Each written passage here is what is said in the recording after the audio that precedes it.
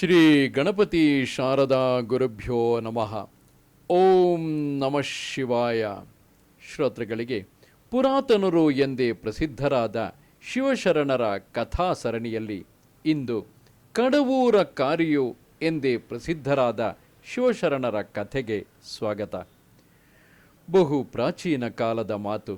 ಆಗ ಕಡವೂರು ಎಂಬ ಗ್ರಾಮದೊಳಗೆ ಓರ್ವ ಶಿವಭಕ್ತನು ವಾಸಿಸುತ್ತಿದ್ದನು.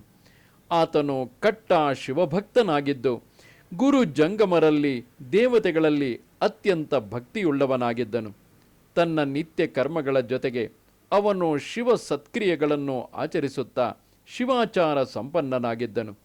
ಈ ರೀತಿಯಾಗಿ ತನ್ನಲ್ಲಿಯ ಕಾಯಕದಿಂದ ಅಪಾರ ಪುಣ್ಯವನ್ನು ಆ ಶಿವಭಕ್ತನು ಗಳಿಸುತ್ತಿರಲು ಅವನ ಒಲವು ಹಾಸ್ಯ ರಸದ ಕಡೆಗೆ ಹೊರಳಿತು. ಕೂಡಲೇ ಅವನು ಆ ಕಲೆಯನ್ನು ತನ್ನಲ್ಲಿ ಅಳವಡಿಸಿಕೊಂಡು ಅದರಲ್ಲಿಯೂ ಅಪಾರವಾದ ಭಕ್ತಿಯುತವಾದ ಪಾಂಡಿತ್ಯವನ್ನು ಪಡೆದನು. ಶಂಕರನ ಕೈಲಾಸ ಮಂದಿರದಲ್ಲಿ ಭೃಂಗಿಯು ಅಲ್ಲಿಯವರನ್ನು ಹಾಸ್ಯ ರಸದಲ್ಲಿ ಮುಳುಗೇಳಿಸಿ ಅವರನ್ನು ನಗಿಸಿ ಅದರಿಂದಾಗುವ ಆನಂದವನ್ನು ಶಿವಾರ್ಪಣೆ ಮಾಡುವಂತೆಯೇ ಈ ಶಿವಭಕ್ತನು ಮಾಡತೊಡಗಿದ್ದನು. ವಿಚಿತ್ರ ರೀತಿಯ ಹಾಸ್ಯದಿಂದ ತನಗಾದ ಆನಂದವನ್ನು ಶಿವಾರ್ಪಣ ಮಾಡುತ್ತಾ ಆನಂದದಿಂದ ಕಾಲ ಕಳೆಯುತ್ತಿರಲು ಈ ಸಂಗತಿಯು ಶಿವನ ಕಿವಿಗೂ ತಲುಪಿತು. ಅದನ್ನು ಆತನು ಜಗನ್ಮಾತೆಯಾದ ಗಿರಿಜಾದೇವಿಗೂ ಉಸುರಲು ಮಾತೆಯು ಅವನ ಪರೀಕ್ಷೆಯನ್ನು ಮಾಡೋಣವೆಂದಳು. ಆ ಮಾತಿಗೆ ಮೃತ್ಯುಂಜಯನು ಒಪ್ಪಿಕೊಂಡನು.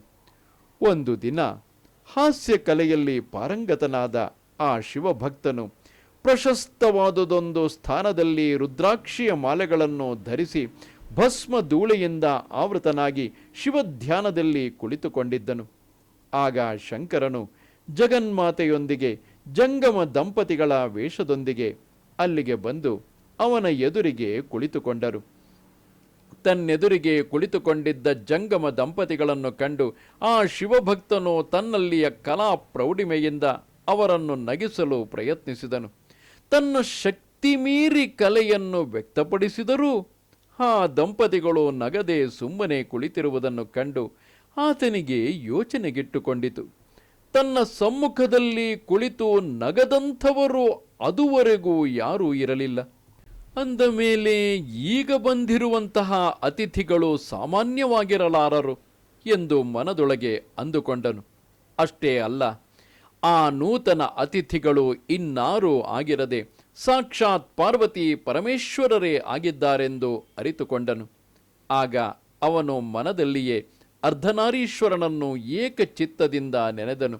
ಅನಂತರ ಇವರ ಪರೀಕ್ಷೆ ತಾನು ಮಾಡಬೇಕೆಂದು ನಿರ್ಧರಿಸಿ ಎದುರಿಗೆ ಕುಳಿತ ಜಂಗಮರೂಪಿ ಶಂಕರನನ್ನು ಉದ್ದೇಶಿಸಿ, ಜಂಗಮಶ್ರೇಷ್ಠರೇ, ತಮ್ಮ ಪಕ್ಕದಲ್ಲಿ ಕುಳಿತ ಮಹಿಳೆಯು ತಮಗೆ ಅಕ್ಕನಾಗಬೇಕೋ ಎಂದು ಪ್ರಶ್ನಿಸಿದನು. ಅವನ ವಿಚಿತ್ರ ಪ್ರಶ್ನೆಯನ್ನು ಕೇಳಿ ಜಗಜ್ಜನನಿ ಜನಕರಾದ ಶಿವಪಾರ್ವತಿಯರು ಅವನೆದುರು ಅವನ ಭಕ್ತಿ ಎದುರು ಸೋತು ಹೋಗಿ ನಕ್ಕು ಬಿಟ್ಟರು.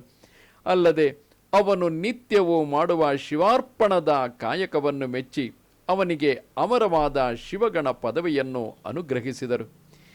ಈ ಮಹಾಮಹಿಮನಿಂದ ಒಂದು ಮಾತು ವ್ಯಕ್ತವಾಗುವುದೇನೆಂದರೆ, ನೀತಿಯನ್ನು ಬೋಧಿಸಲಿ, ಹಾಸ್ಯವನ್ನೇ ಮಾಡಲಿ, ಶಿವಪೂಜೆಯನ್ನು ಮಾಡಲಿ, ಆದರೆ ಅದರಿಂದಾಗುವ ಅಪರಿಮಿತ ಆನಂದವನ್ನು ಶಿವಾರ್ಪಣ ಮಾಡಿದರೆ ಶಿವ ಸಾನ್ನಿಧ್ಯವು ಕಟ್ಟಿಟ್ಟ ಬುತ್ತಿ ಎಂಬುದನ್ನು ಸಾರಿ ಸಾರಿ ಹೇಳಬಹುದು. ಧಾರುಣಿಗೆ ಬರಿಸಿ ಮದನಾರಿಯನ್ನು ನಗಿಸಿ ಮನವಾರೆ, ಧಾರುಣಿಗೆ ಬರಿಸಿ ಮದನಾರಿಯನ್ನೇ ನಗಿಸಿ ಮನವಾರೆ ಗಣಪದವನೊಳಗೊಂಡ ಕಡವೂರಕಾರಿ ಸಹಕಾರಿ ಎನಿಸೆನ್ನ. ಇದು ಶ್ರೀ ನಿಜಗುಣ ಶಿವಯೋಗಿಗಳ ವಚನವು. ನಮಸ್ತೆ ಶಾರದೆ ದೇವಿ ಕಾಶ್ಮೀರ ಪುರವಾಸಿನಿ ತ್ವಾಮಹಂ ಪ್ರಾರ್ಥಯೇ ನಿತ್ಯಂ ವಿದ್ಯಾದಾನಂಚ ದೇಹಿಮೆ. ನಮಸ್ಕಾರ.